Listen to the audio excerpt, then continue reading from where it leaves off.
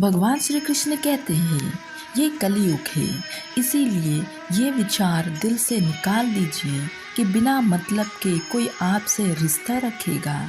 अपने पास ऐसा ज़रूर कुछ बचा कर रखिए कि लोग उसे पाने के लिए आपसे जुड़े रहें। खुद को खाली मत होने देना, क्योंकि लोग खाली चीज़ों को कचरे के डिब्बे में डाल देते हैं। जो कर्म को समझता है उसे धर्म को समझने की जरूरत नहीं। पाप शरीर नहीं करता, विचार करता है, और गंगा शरीर को धोती है, विचारों को नहीं। गीता में श्री कृष्ण ने कहा, जो लोग तुम्हारी बुराई करते हैं, चाहे तुम अच्छे करो या बुरा, इसीलिए शांत रहकर अपना कर्म करते रहो। निंदा से मत घबराओ, निंदा उसी को होती है जो जिंदा है, मरने के बाद तो सिर्फ तारीफ होती है। आपका व्यक्तित्व नेक है तो भरोसा अपने व्यक्तित्व पर करो।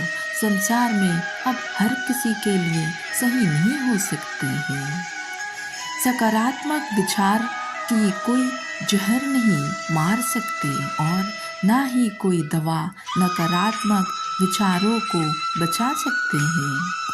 कभी भी अपने हार मानने से पहले एक आखिरी प्रयास जरूर कर लेना, क्योंकि उस समय आपके प्रयास के साथ साथ आपका अनुभव भी आपको साथ देंगे और आप जरूर सफल हो जाएंगे।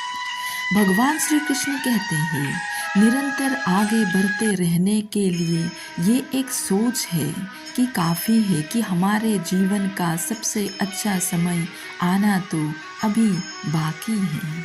एक इंसान जंगल में से होकर गुजर रहा था, तभी उसे एक पेड़ पर कुकून दिखाई दिया, जिसमें से तितली थोड़ा बाहर निकली हुई थी, और वो तितली बहुत ही कष्ट में थी।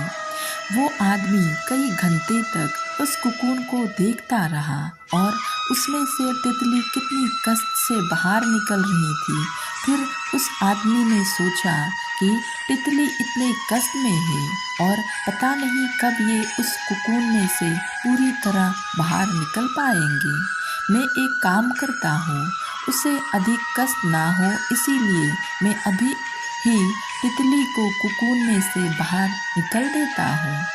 ये सोचने के बाद तितली को वो आदमी कुकून से बाहर निकल देता है, लेकिन समय से पहले कुकून से बाहर आने की वजह से तितली बहुत पतली और कमज़ोर थी, और उसके पंख का पूरी तरह से विकास नहीं हो पाया था।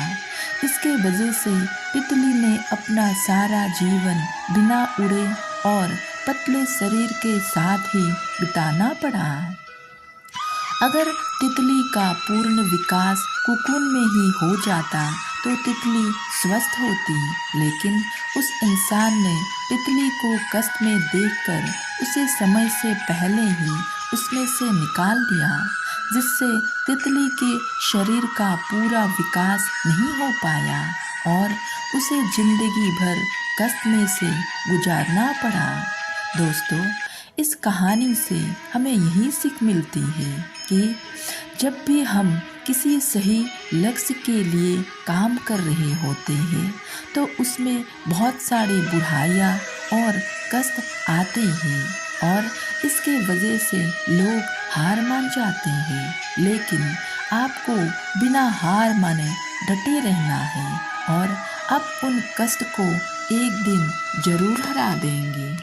राधे राधे।